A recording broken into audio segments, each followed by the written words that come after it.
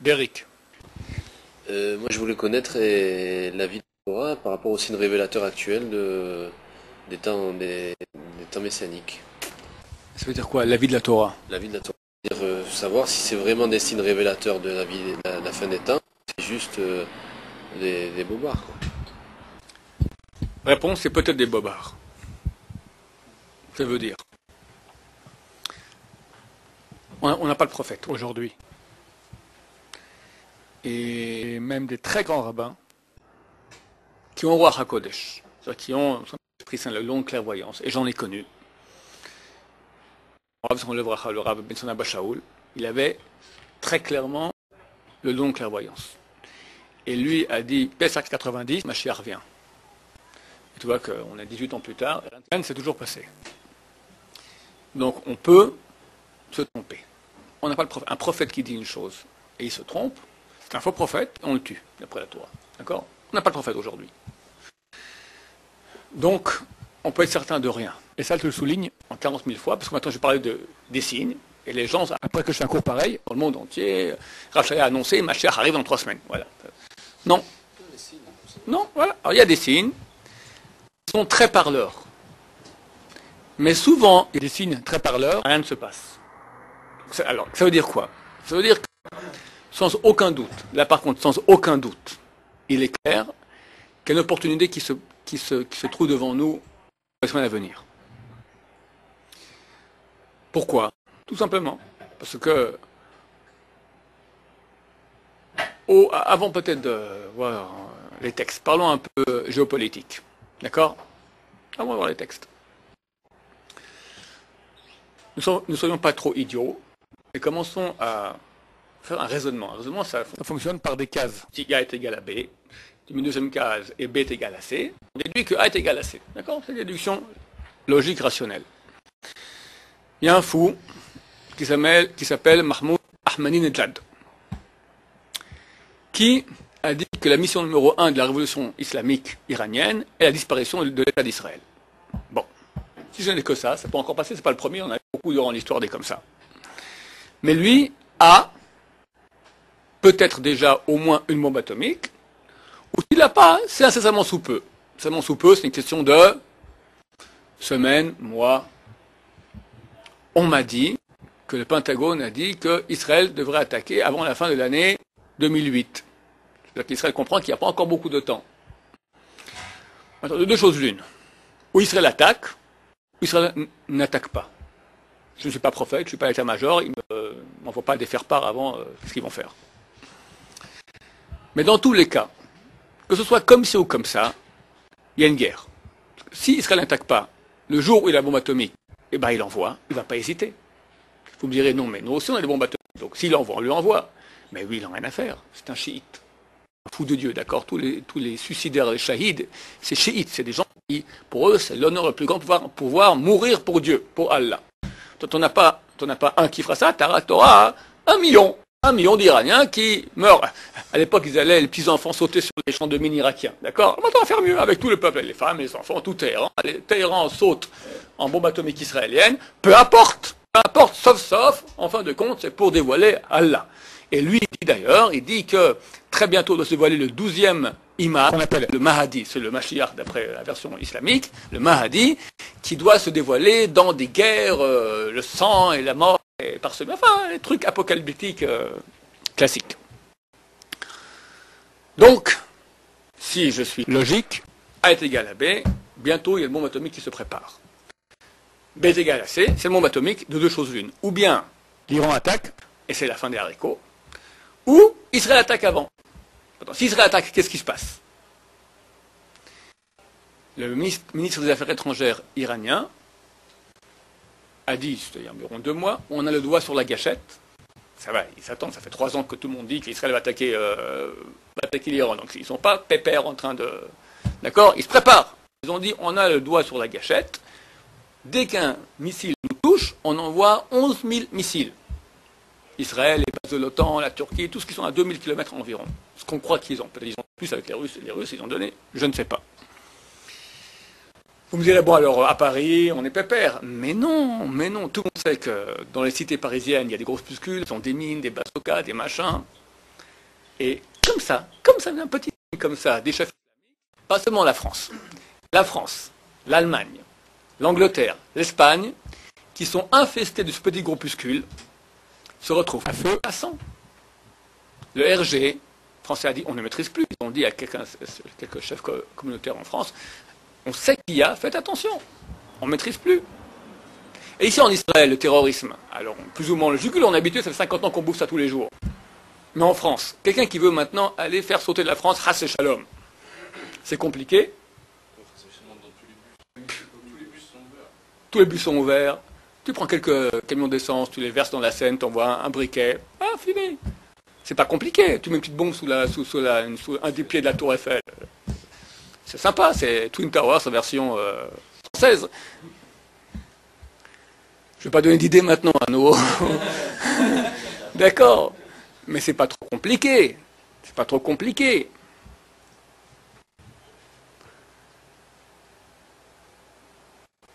Donc les gens qui réfléchissent un peu, ils comprennent qu'on est au bord d'un conflit.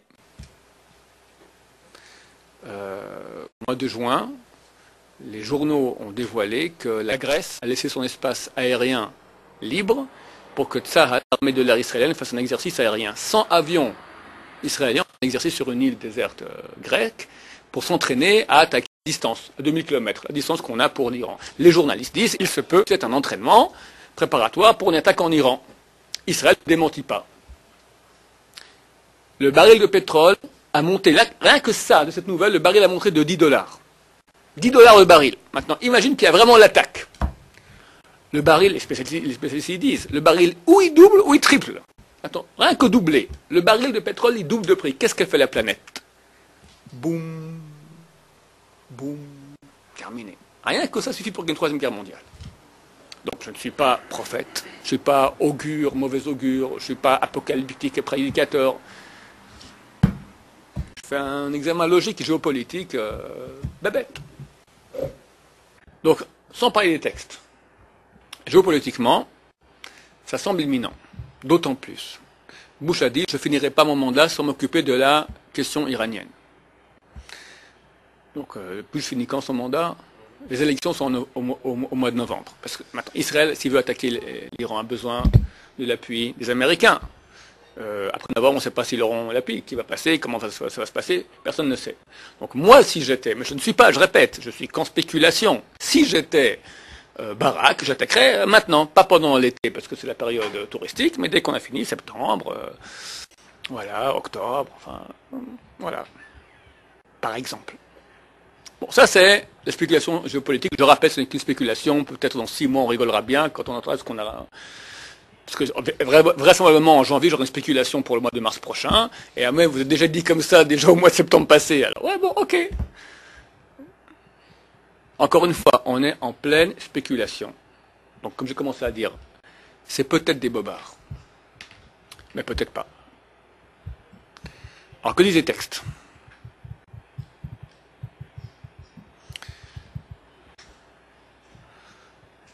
Daniel, chapitre 2. Daniel, c'est un livre qui a été écrit il y a 2500 ans par le prophète Daniel, qui raconte. Daniel était à la cour juive, ici, dans le royaume de Juda, et a été déporté par le plus grand empereur de l'histoire jusqu'alors, c'était Nabuchodonosor. Nabuchodonosor, donc le chef de l'Irak actuel, de la Babylonie, conquit Israël, détruit le temple de Jérusalem, déporte tous les Juifs en Babylonie, pour le premier exil de 70 ans. C'était en moins 586. Et Nabuchodonosor était un tyran. Saddam Hussein se prenait pour Nabuchodonosor moderne. Il a appelé les scuds Nabuchodonosor II, il a fait une médaille d'un côté lui, d'un côté l'autre, il a rénové les fouilles de Babylonie. Pour je veux redonner l'éclat à Babylone. C'est quoi Nabuchodonosor? Nabuchodonosor, c'était un roi, un tyran affreux, d'une cruauté terrible. C'est marqué dans le Talmud, on parle de lui, on dit que lorsqu'il est mort, il y a eu une manif en enfer. Tous les morts se sont plaints, ont eu peur. Quoi? Lui, il vient maintenant en enfer, il va faire l'enfer en enfer. Ça va être terrible. Ils ont eu peur, d'accord? Il vient et chez nous maintenant ici, dans le monde des morts, ça va être la fin des haricots. À quel point c'était un roi terrible. Saddam Hussein, avec toute sa cruauté connue, d'accord, ou méconnue, c'était un millième de Nabuchodonosor. Bon, Nabuchodonosor voulait avoir à sa cour des sages de toutes les nations. Et parmi ces sages, il a amené aussi des sages juifs, entre autres Daniel et ses trois amis, Michel, Hanania et Azaria.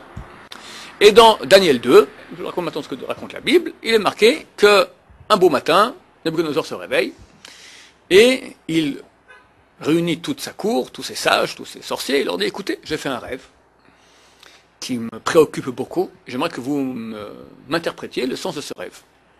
Bon, les sages ont dit, pas de problème, racontez-nous le rêve, on va l'interpréter. Nabuchodonosor dit, trop facile. Si je raconte le rêve, vous allez l'interpréter, qui me garantit que l'interprétation est la bonne? Vous êtes des véritables sorciers, vous devez être capable de me dévoiler ce que je rêvais. Et là, quand on serait capable de montrer que vous pouvez dévoiler les choses qui sont inconnues, mon rêve, je vous croirai pour l'interprétation. Donc je vous écoute. Les magiciens disent, enfin, mais Sa Majesté, c'est pas possible. Aucun roi n'a jamais demandé à ses interprètes, à ses magiciens, de dévoiler le rêve. Donnez-nous le rêve, et nous on va l'interpréter comme il faut. Écoutez, je vous paye tous les jours, là vous êtes une centaine de magiciens, matin, midi et soir, plus encore les extras, les vacances, l'hôtel, enfin vous êtes ici à la cour, ça me coûte de l'argent. À quoi vous servez? Si vous êtes capable de me donner le rêve, ça va, sinon vous ne me servez à rien. Alors j'attends encore un peu, mais pas beaucoup. Et les magiciens essaient de gagner du temps. Nabuchodonosor se met en colère terrible, il dit, ok, je vois que vous ne servez à rien, je fais un édit, tous les sages de Babylone à la fournaise. Y compris Daniel, Michel, Hanania et Azaria, qui étaient absents, ils n'étaient pas présents à cette réunion.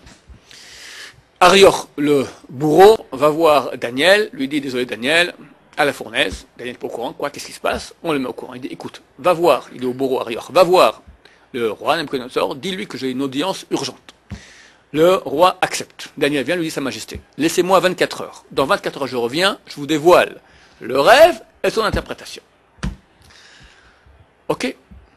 Nabuchodonosor dit, écoute, je sais que tu es un homme sérieux, je te laisse 24 heures, mais pas une minute de plus. Une minute de plus, ta mort sera pire que celle des autres. Bon, Daniel rentre à la maison, amène ses trois copains, ils se mettent à prier, et Daniel s'endort. Et dans son sommeil, il rêve du rêve de Nabuchodonosor, plus de l'interprétation. Et le lendemain matin, il lui dit, au roi, toi tu étais sur ton lit, tu dormais. Tout coup devant toi, tu as vu une statue géante. La tête était d'or, la poitrine d'argent, le ventre d'airain, les pieds de fer, et le bout des pieds, c'était moitié fer, moitié argile. Et une pierre, venue sans intervention d'une main humaine, a touché le bout des pieds, et toute la grande statue s'est écroulée. La petite pierre a grandi, devenue une montagne qui a rempli le monde entier.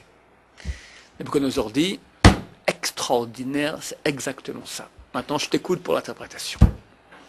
Daniel lui dit, Sa Majesté, le grand Dieu du monde, t'a dévoilé l'histoire.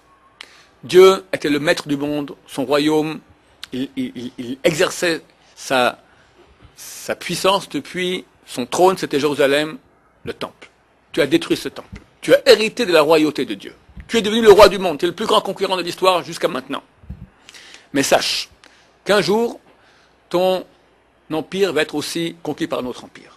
Et Dieu t'a montré toute l'histoire. La statue, elle, symbolise l'histoire. Toi, tu es la tête d'or. Tel l'empire babylonien. Après viendra un autre empire qui va détruire l'empire babylonien. Qui est l'empire qui va détruire l'empire babylonien? Les Perses. Les Perses. Darius, le petit-fils de Nabuchodonosor, il s'appelait Évil-Mérodach, si je me souviens bien, il sera tué par Darius le Perse, qui sera comparé à l'argent, la poitrine. L'empire perse sera aussi détruit par Alexandre le Grand. En moins 325, je crois, aura lieu la conquête.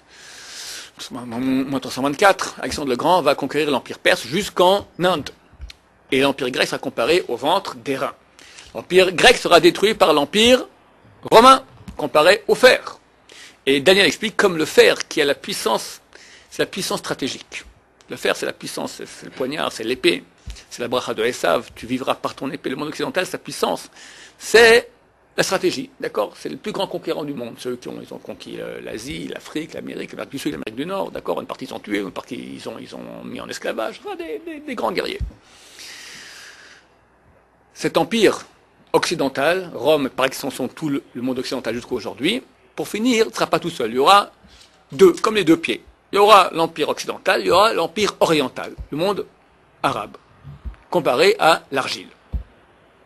Et à la fin, il n'y aura plus deux pieds, il y aura les petits doigts. Il n'y aura plus une grande puissance, mais quelques petites puissances. Moi, je fais le calcul, c'est pas marqué comme ça, les commentateurs expliquent, mais ils n'ont pas dit cette chose-là que je vous dis maintenant. J'ai remarqué qu'il y a effectivement, si on fait le calcul, dans le monde, au côté occidental, tu as 5 puissances. Le monde oriental, tu as aussi 5 puissances. Occidental, qui on a? La Suisse, pas tellement, hein, ni la Suède, qui on aura? États-Unis, France, Angleterre, Russie, Allemagne. Voilà. Qui t'as encore? L'Italie, l'Espagne, bon, pas tellement, hein. C'est les 5, t'as pas plus, 5. Dans le monde islamique, qui tu as? L'Iran, l'Irak, avant Saddam Hussein, d'accord, à l'époque de Saddam Hussein. Syrie, ils font beaucoup, non, Égypte, Arabie Saoudite, et dans le dernier, moi j'ai mis un peu tout mêlé. Alors tu as la Syrie, le Liban, je mets en fait le monde du terrorisme. C'est Hezbollah, Hamas, Al-Qaïda, tout le monde de l'ombre, d'accord? Alors l'Asie, on parle maintenant de l'islam, hein, c'est très clair, Occident, islam.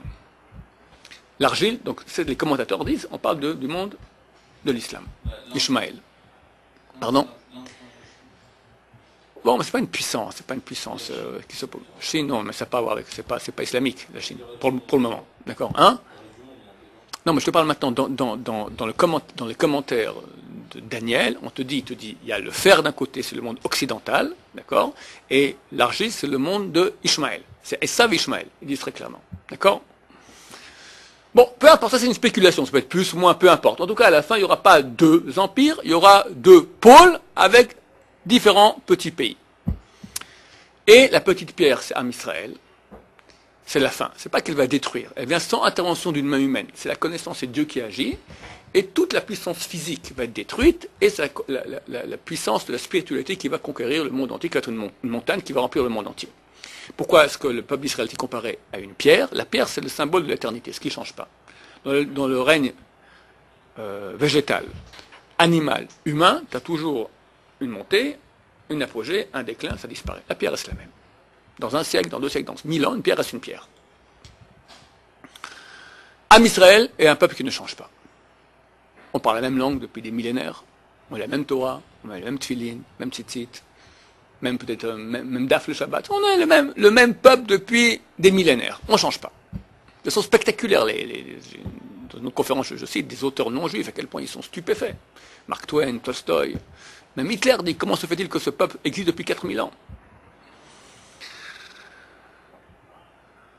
Entre parenthèses, quel est le secret par lequel, quel est le secret qu'emploie le peuple juif pour rester éternel? Pour être éternel, il faut se brancher à l'éternité. Le plus grand branchement, c'est l'étude de la Torah. Dans Even, c'est la contraction comme ça d'Irachi sur le verset qui parle d'Israël, c'est marqué Roé, Even Israël, le berger de la pierre d'Israël. C'est la contraction de 2 mots. Av, le père, Ben, le fils. Que le père enseigne à son fils la Torah. La Gemara dit, quand ton fils a 3 ans, tu l'enseignes Shema Israël, Torah Sival Moshe Morachak Lat Yaakov, si tu n'as pas fait ça, c'est comme s'il l'a enterré. Quoi, j'ai enterré? Il est vivant? Ouais, mais tu l'as enterré qui n'a plus la vie éternelle. Un juif sans la Torah, il quitte cette destinée éternelle. Qu'est-ce qu'il va donner? Pourquoi son fils ne se marierait pas avec une Christine ou avec autre chose? Si je n'ai pas une connaissance de Torah, pourquoi je continuerai à transmettre cette Torah? Donc la clé d'éternité du peuple d'Israël, c'est l'étude de la Torah. Ça vous concerne, messieurs. Parce que vous, demain, vous êtes des papas très bientôt. Et ton fils demande papa, c'est quoi Baba Batra? Je sais pas. C'est quoi la Mishnah? Je sais pas. Comment on lit Rashi? Je sais pas. Alors qu'est-ce que tu sais? Tu sais rien. Ah, pourquoi je suis juif? Je sais pas non plus. Ok, bah Christine est bien plus sympa. Elle est bonne, les yeux bleus, elle fait hello, pourquoi pas? Hein? Voilà, et c'est tout. Il faut donner un contenu à ses enfants. Et même si ton fils il est gentil, il se réveille. Alors le petit-fils, l'arrière-petit-fils, il n'y a pas de contenu, ça ne tient pas la route, c'est clair. Aujourd'hui on a les chiffres, d'accord? On a les chiffres. Je ferme la parenthèse. Donc on parle Even, c'est la puissance de la spiritualité. Maintenant, tout ça pour vous dire quoi? Il y a ici Daniel. Pas de Daniel. Bon, je vous fais oralement. Vous regardez dans le texte. Je crois que verset 45, quelque chose 44 ou 45 du chapitre 2. C'est marqué que la petite pierre a touché le bout des pieds et ont été détruits le fer, les reins, l'argile, l'argent et l'or. Or, regardez, il y a ici un problème. Vont être détruits. Pas besoin. Bon, tu me l'as sorti. Ça. Dans les jours de ces royaumes, chapitre 44, dans les jours de ce royaume, le Dieu du ciel établira un royaume qui ne sera jamais détruit. Sa souveraineté ne passera plus à un autre peuple. Il pulvérisera et anéantira tous ses royaumes et subsistera éternellement.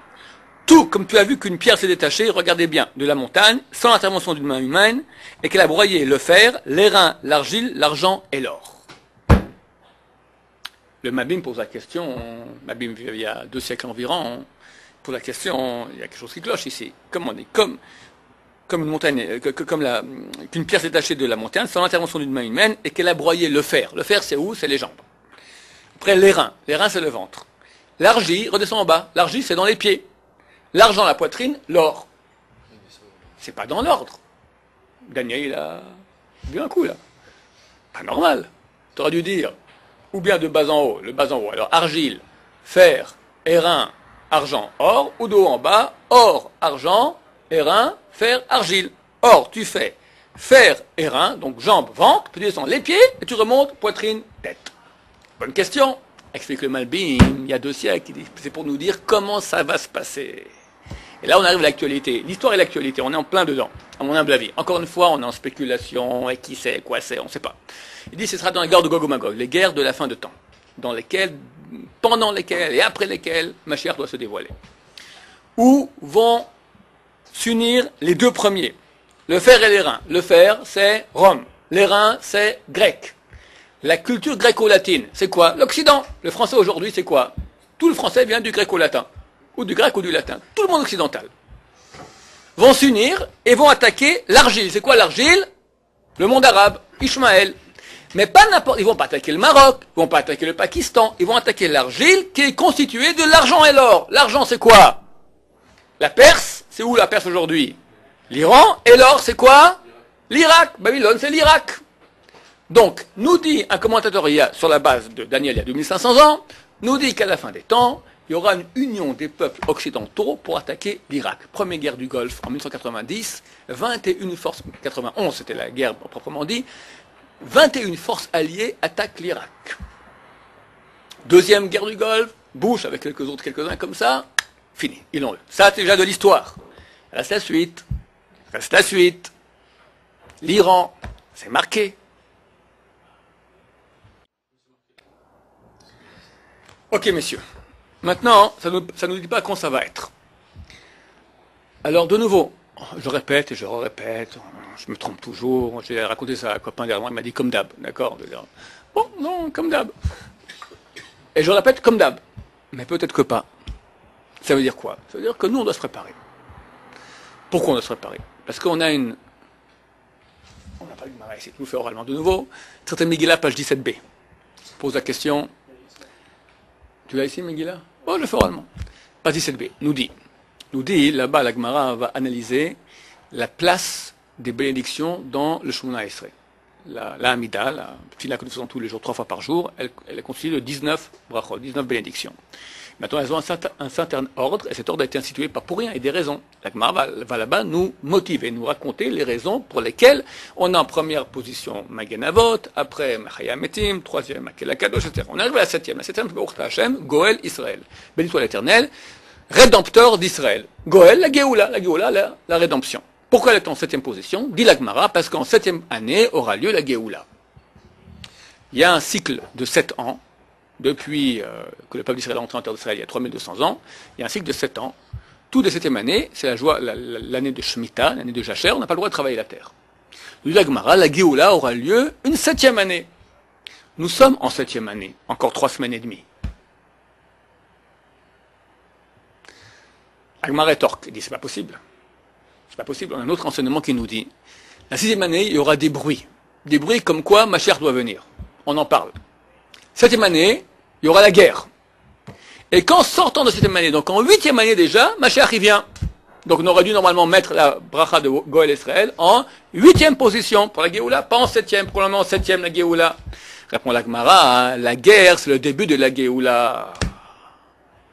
Donc si je ne me suis pas trompé, messieurs, avant Rosh Hashanah, une guerre doit éclater.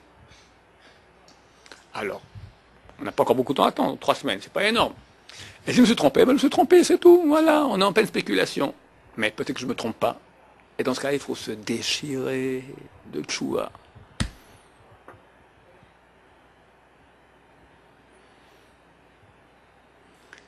Alors il y a l'histoire du rêve là. Un vieux Tamil Chacham, le Rav Zon, a rêvé de Chafetz Chaim 2 fois, qui lui a dit, bien, la Géoula est imminente, va annoncer au peuple d'Israël que la Géoula se prépare. C'est vrai. Il y a un autre rabbin, j'ai un rabbin ici à la Yeshiva, dont je ne citerai pas le nom, qui est allé voir un grand rabbin dont j'ignore l'identité, je pense avoir deviné, qui m'a dit, qui était allé voir ce grand rabbin. Il n'a pas voulu me dire qui. Pourquoi tu ne veux pas me dire? Parce que le rabbin lui-même lui a dit, ne dis à personne ce que je t'ai dit, enfin, ne répète pas ce que je t'ai dit. En tout cas, pas en mon nom.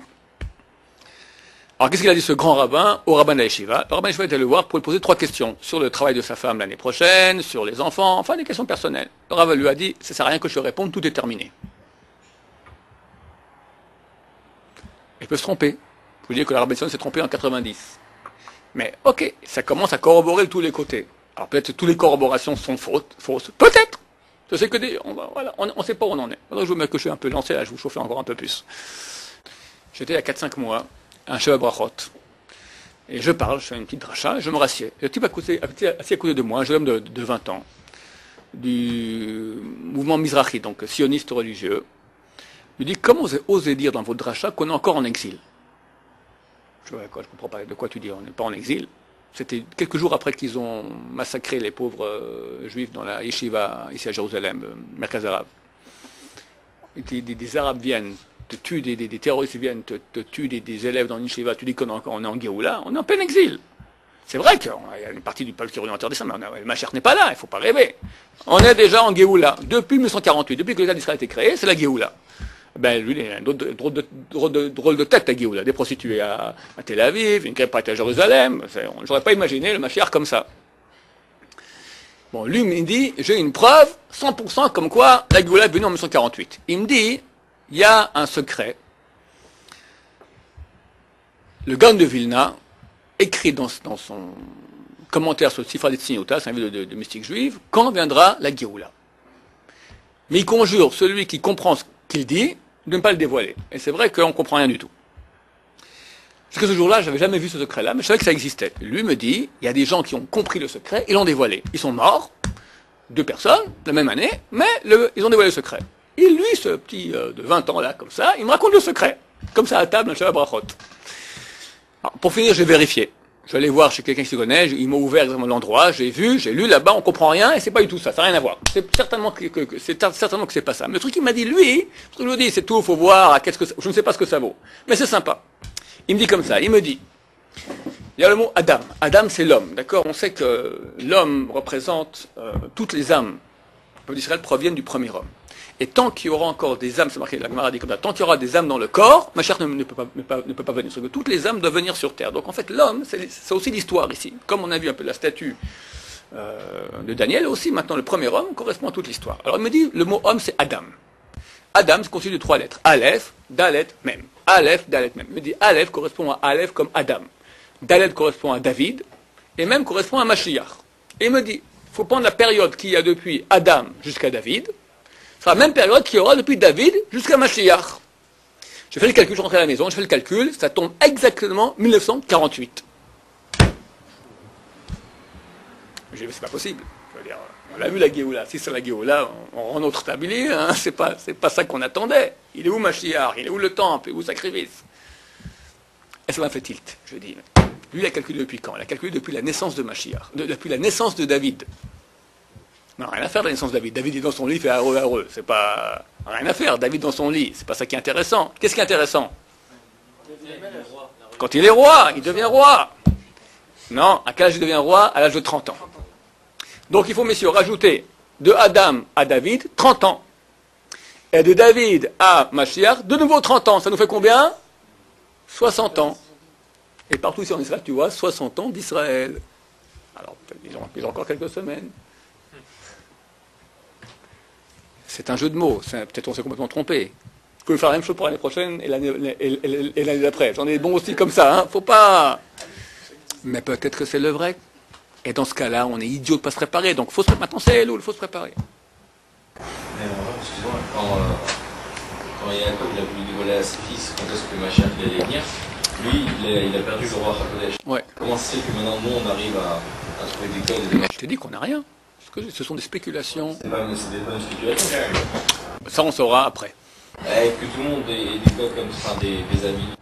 Moi, je pense. Alors, je te raconte une histoire que raconte le Malbim. Le Malbim, il dit comme ça qu'un beau jour, un père a pris son fils, ils sont partis en diligence pour aller dans une autre ville. Et on sort de la ville, des gens en diligence, papa, le gosse, il dit, papa, on arrive bientôt. Qu'est-ce que tu me poses des questions pareilles? On vient de partir. Bon, il n'a plus rien dit. On arrive maintenant, après quelques jours de route, on arrive près de la ville, et le père dit à son fils, tu vois mon fils, on arrive bientôt. Mais papa m'a dit qu'on ne peut pas poser la question si ça arrive bientôt ou pas.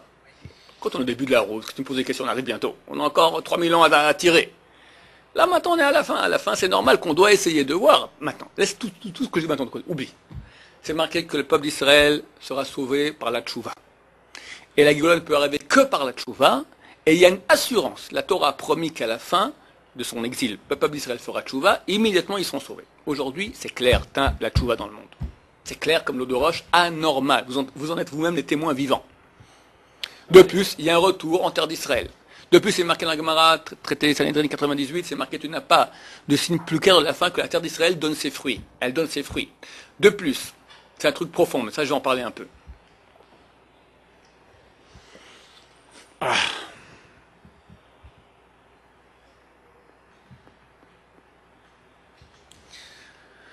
Lorsque le peuple d'Israël sort d'Égypte, Moshe Rabbeinu fait une grosse erreur, très grosse erreur.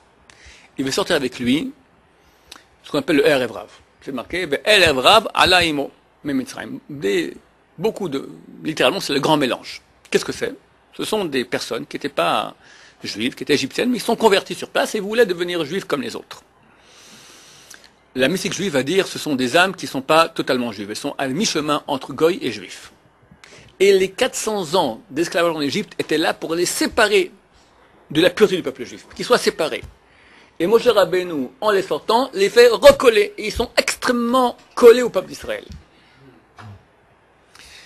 Et dit le Gan du Vilna il y a 300 ans, il y aura une période où on n'aura plus l'esclavage des nations. On aura enlevé l'esclavage des nations de Ishmaël, on aura enlevé notre esclavage des nations dans les nations de Esav, de Édom, mais restera encore l'esclavage du Erev Rav. On sera sous la tutelle du Erev Rav. Le Erev Rav, c'est marqué qu'en sortant d'Égypte, ils étaient très faibles, très peu, mais suffisamment puissants pour avoir fait le veau d'or au peuple d'Israël. C'est eux qui ont fait le veau d'or. Quand Moshe Rabbeinu au haut du ciel, au mont Sinaï, Dieu lui dit Red kishichet amecha, asherot setam eretz Mitzrayim. Va, descends, car ton peuple que tu as sorti d'Égypte, il a fait le veau d'or. Ton peuple, c'est le peuple de Dieu. Pourquoi il dit à Moshe ton peuple? Le peuple que toi t'as sorti. Moi je voulais pas le sortir, c'est toi qui l'as sorti. Et c'est marqué dans les écrits qu'à la fin, comme ça que le Gan du Vilna il y a 300 ans, qu'à la fin des temps, le Erev Rav, Itrabu, Meod, vont se multiplier beaucoup. Multiplier, ça veut dire fois 2, beaucoup, ça veut dire fois 20, beaucoup fois 200. C'est énorme. Le seul but du Erev Rav, c'est faire que le peuple d'Israël n'existe pas. C'est leur but, leur finalité sur terre. Pardon? Non. Alors, c'était à l'époque, c'était les âmes des convertis égyptiens. Mais un Erev Rav, c'est une âme. Et c'est marqué très clairement que 2 juifs tzadikim peuvent avoir une âme de Erev Rav. Peut avoir amené un enfant de Erev Rav. C'est pas quelque chose qui est génétique. Très souvent, en fonction de la pureté de l'union entre l'homme et la femme qui vont générer un enfant, va influer sur l'âme qu'ils auront. Et si c'est marqué dans le Shulchan Aruch qu'il y a 9 sortes de relations qui peuvent amener un enfant de Erev Rav. Par exemple, quelqu'un qui est sous, qui est ensemble avec sa femme, ou qui pense à une autre femme, des choses comme ça, peut amener une âme de Erev Rav. Et c'est marqué, le Gan du Vilna il dit aussi, il se base sur le verset de Yaakov. Yaakov, c'est sa rencontre avec Esav, quand il revient d'exil, c'est le peuple d'Israël qui revient d'exil. Et face aux nations, il mettra en premier rang Bnei Hashachot, les fils des servantes. C'est le Erev Rav, c'est-à-dire qu'eux, ils seront au premier rang social. Après eux, il y aura tous les communs du peuple d'Israël, c'est les fils de Léa, et tout au bas de l'échelle sociale, il y aura les Talmid Chachamim, le monde religieux orthodoxe, d'accord, les étudiants de Torah, qui seront tout au bas, qui les regardent, au niveau politique face au monde occidental. On n'est rien, on pèse pour rien.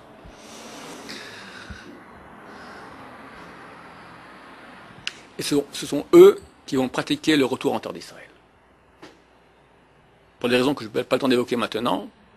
J'en parle dans un autre cours qui s'appelle dans un autre cours qui s'appelle le Erev Rav. J'explique pourquoi est-ce qu'il fallait qu'à la fin des temps, c'est eux qui fassent pratiquer la conquête. Maintenant, le Erev Rav, il ajoute comme si c'est lui le vrai Israël. Ils ont dit au Bnei Israël, au veau d'or, voici ton Dieu qui t'a sorti d'Égypte. Ils n'ont pas dit on va maintenant être goy, on veut servir le Molor, servir une autre idolâtrie. On veut servir Dieu, mais ils vont donner une autre représentation de Dieu. Ils vont dire la Torah c'était bon en galoute. Maintenant il y a Tzahal, il y a Falafel, l'agriculture israélienne. C'est ça la nouvelle religion. Dieu on ne connaît pas. Et ils ont réussi. Et 98% du peuple juif est tombé dans le panneau. Il fallait qu'il y ait cela. Mais ils ont dit un message mensonger. Aujourd'hui, c'est pour ça que peut-être que je vais le dire sur Internet, on voit leur figure. Il n'y a qu'à voir la direction de l'État. C'est marqué, il y a 5 sortes d'Erev Rav. Le 5e est appelé Amalécite. Le Zohar dit, page 25 du Zohar, Bereshit, c'est marqué, ce sont ceux qui sont à la tête, qui ont le pouvoir sur le peuple d'Israël. Le pouvoir. Mais regarde quelle bande de mafieux. Combien de dossiers de corruption il a, Oulmert. Et l'autre qui a attrapé en flagrant délit avec des femmes, et le 3e corruption, et le 4e tout. Fait tout. On ne peut pas même pas les prendre en juge, parce que toute la bande elle est corrompue. Donc même les juges, même les flics, tout le monde sait. C'est pas possible. On ne connaît pas un président qui a autant de casseroles qui traînent derrière, qui est encore au pouvoir. Et maintenant, il veut rendre le pays. Ils vont signer. On n'est même pas au courant. Elisha, le représentant de chasse au gouvernement, a dit, je ne suis même pas au courant, il est dans le gouvernement, il est, je sais pas, dans les 12 là-bas du gouvernement. Il ne sait même pas de quoi il parle, c'est hyper secret, ils sont en train de tout rendre. Ça aussi, c'est un signe que le Erev Rav montre sa vraie tête. Que les menteurs montrent, quand le mensonge, il a l'air vrai, il est dangereux. Mais quand on voit sa vraie tête, eh ben, on voit de qui il s'agit. Ça, pour nous, c'est très très clair.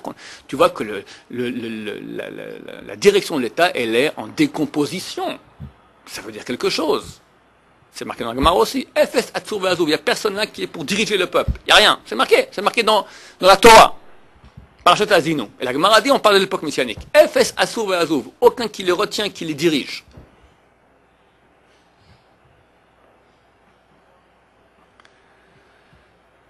Donc, tout ce que je dis, ça sert à quoi? Parce qu'il ne reste plus que 3 semaines pour le jour du jugement. 3 semaines et demie. Il faut se déchirer en tchouva. Parce que En Israël Nigalin et là, il est tchouva. On ne peut sauver que par la tchouva. Chacun sait. On a demandé au Rav Zone, on a interviewé sur ce rêve-là de Rav Israël. Alors il faut faire tchouva. Alors comment on fait? Il dit chacun sait sur quoi il doit faire tchouva. Chacun sait. Mais qu'il fasse tchouva. On ne peut pas être parfait. On peut montrer à Dieu, voilà, je fais mon maximum. J'avance. Et que par ce mérite, c'est ça nos grandes prières. Que Dieu fasse que Mashiach vienne sans la guerre. Pas besoin de guerre. Dieu peut faire comme ça qu'il est Mashiach. C'est marqué, je crois que c'est Zacharie. Zacharie, c'est marqué dans la prophétie, pas avec la force, pas avec l'armée, Kim Beruchi Amar Hashem, mais avec mon esprit. L'esprit, c'est que des Juifs aujourd'hui font tchouva. Et ça, c'est une lumière énorme dans le monde. Et aujourd'hui, le monde aussi, on voit qu'il est en catastrophe. Il n'y a plus rien, plus de sens, il n'y a plus rien, plus de famille. Pour ça, il y a encore beaucoup de choses à dire. Mais suffisamment, je pense, ici pour nous mettre en bonne pression. Encore une fois, je veux répéter, surtout aux internautes qui nous écoutent, ce sont des élucubrations spéculatives, exagérées, certainement fausses. Mais peut-être vraies. Donc, c'est suffisant pour que si Mashiach vient vraiment, qu'on ne dise pas pourquoi ce que personne nous a dit. Si Mashiach ne vient pas, je me suis trompé, ok, donc j'ai bien dit, et on se trompe toujours. Mais s'il est venu vraiment, alors c'est dommage de ne pas avoir profité de ce... Encore, je vous dis, je peux maintenant faire tchouva pendant 4 ans, d'accord? 3 semaines. Si la guerre commence une seconde avant Rosh Hashanah, alors ça, là, ce coup-là, c'est la fin des haricots. Baruch Adonai, l'Oman Va'ameh.